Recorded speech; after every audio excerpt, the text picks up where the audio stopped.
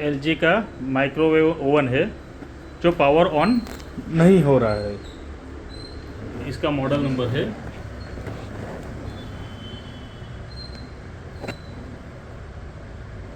Okay.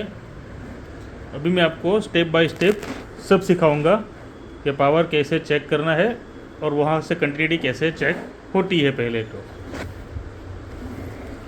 Okay. तो दर्शकों आप बने रहिए। देखो मित्रों, पहले तो यहाँ से आपको ये फ्यूज़ चेक करना है। फ्यूज़ सही है या फिर यहाँ से चेक कर सकते हो आप। ये लाइन है, ये लाइन है, यहाँ पे बज़र बजना चाहिए। दूसरा यहाँ से यहाँ बज़र बजना चाहिए। दूसरी बात यहाँ से आप ले लो तो ये जो पॉइंट आया ये यहाँ पे बज़र बजना चाहिए। उसके बाद यहाँ पे आएगा, यहाँ बज़र बजना चाहिए। उसके बाद यहाँ बज़र बजना चाहिए और उसके बाद यहाँ बज़र बजना चाहिए। डेट मीन्स आपका ये पूरा सेक्शन इतना ओके है। उसके बाद चला जाएगा केबल वो सीधा स्विच के अंदर। तो स्विच में ही बज़र आना चाहिए जब ऑन ऑफ करेंगे तब, बराबर। और दूसरी बात, ये जो केबल आया है वो सीधा आया है यहाँ पे। तो यहाँ पे ये बज़र बजना चाहिए। तो यहाँ तक कंटिन्यूटी आ रही है आपकी। और ये न्यूट्रल हो गया तो न्यूट्रल में यहाँ पे डालो और ये यहाँ पे आ गया। तो अपना ये पूरा केबलिंग सर्किट तक ओके है और उसके अंदर पावर ऑन हो नहीं रहा है। तभी हमको आगे चेक करना पड़ेगा कि वो वोल्टेज कैसे चेक करना है, वो आपको सिखाता हूँ मैं। हाँ तो दोस्तों, आपको इसके लिए एसी के ऊपर रख के 600 पे रख दो आप। उसके बाद पावर ऑन कर रहा हूँ मैं। यहाँ से पावर ऑन किया, मशीन ऑन हो नहीं रहा है। तो यहाँ पे आप वोल्टेज चेक कर सकते हो एसी 250 आ रहा है कि नहीं आ रहा है। तो यहाँ पे ये 250 वोल्टेज आपको दिखाई दे रहा होगा, बराबर। यहाँ से सीधा जाना है आपको यहाँ पे। ये न्यूट्रल में डाल दिया, ये यहाँ पे आया 260। उसके बाद यहाँ पे आया, एक्चुअली 240 वोल्टेज आना चाहिए। मेरे यहाँ पे वोल्टेज का इशू है तो थोड़ा ज़्यादा आ रहा है। उसके बाद यहाँ पे चेक कर लो, यहाँ पे चेक कर लो, ये यहाँ पर सब जगह पे आ गया। उसके बाद सीधा आप आ जाओ मदरबोर्ड के ऊपर। तो मदरबोर्ड के ऊपर यहाँ पे ये वोल्टेज आना चाहिए। तो यहाँ पे 240 260 आ गया है, बराबर। तो यहाँ तक वोल्टेज आ रहा है, मतलब ये बोर्ड के अंदर प्रॉब्लम है। तभी हम आपको बोर्ड का प्रॉब्लम फाइंड आउट करना सिखाएंगे। देखिएगा, मेरा पावर ऑन है अभी।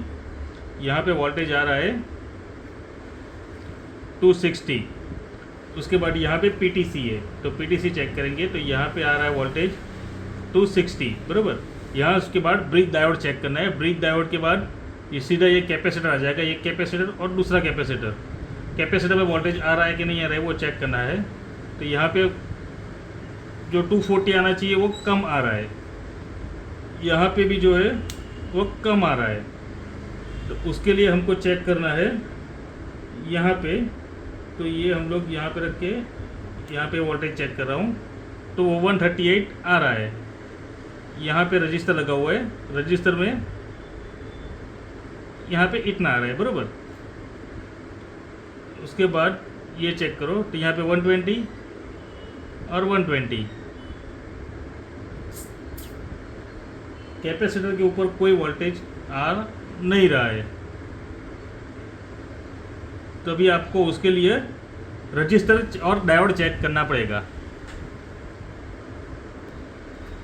अभी हमारा यहाँ पे 4 डायोड लगा है तो डायोड को हमको चेक करना है। तो ये डायोड है 0.560 ओके है। ये दूसरा डायोड, ये भी ओके है। ये तीसरा डायोड भी ओके है। और ये चौथा डायोड है।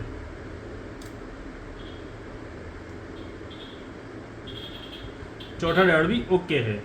मतलब हमारा सेक्शन यहाँ तक ओके है। बाद में उसके बाद यहाँ से सीधा रजिस्टर होके ये कैपेसिटर में जाएगा। कैपेसिटर थ्रू आगे सप्लाई चली जाएगी। तो यहाँ पे रजिस्टर लगा होगा। यहाँ पे 2.2K का रजिस्टर लगा हुआ है। ये 2.2K का रजिस्टर चेक करें तो 2.2K का रजिस्टर बता नहीं रहा है, मतलब ये रजिस्टर गया हुआ है। बराबर। अभी हम उसको रिप्लेस करके देखेंगे। देखो दोस्तों, ये 2.2 ओम्स का 2.2K का रजिस्टर मैंने निकाला हुआ है बाहर।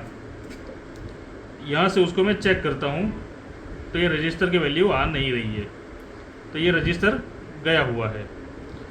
अभी मेरे को दूसरा रजिस्टर नया डालना है, तो मैं इसमें ढूंढ रहा हूँ। मेरे पास फ़िलहाल तो 3.3K का पड़ा हुआ है, 2.2K का है नहीं, तो उसके जगह में दूसरा रजिस्टर डाल के आपको दिखा देता हूँ। आपको 2.2 ओम्स का ही डालना है, 3.3 डालोगे तो भी चलेगा, लेकिन 2.2 ओम्स का ही डालना है आपको। मैं अभी आपको बाहर से ये चेक करवा के दिखा देता हूँ ऐसे ही। तो मैं यहाँ से ये रजिस्टर बाहर से ही लगा रहा हूँ।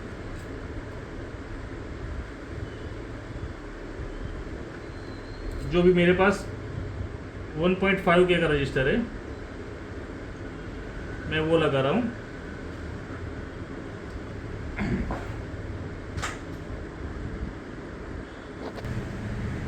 देखो दोस्तों, मैंने 1.5K का रजिस्टर लगा लिया है। अब मैं पावर ऑन कर रहा हूँ तो डिस्प्ले के अंदर पावर ऑन हो चुका है। और अभी मैं आगे का डोर खोल रहा हूँ तो आपको दिखाई दे होगी बिजली, ये लाइट जल गई है। ये हमारा ओवन रिपेयर हो चुका है, ये पावर ऑफ हो गया। बराबर। तो आपको खाली ये 2.2 ओम्स का 2.2K का रजिस्टर चेक कर लेना है।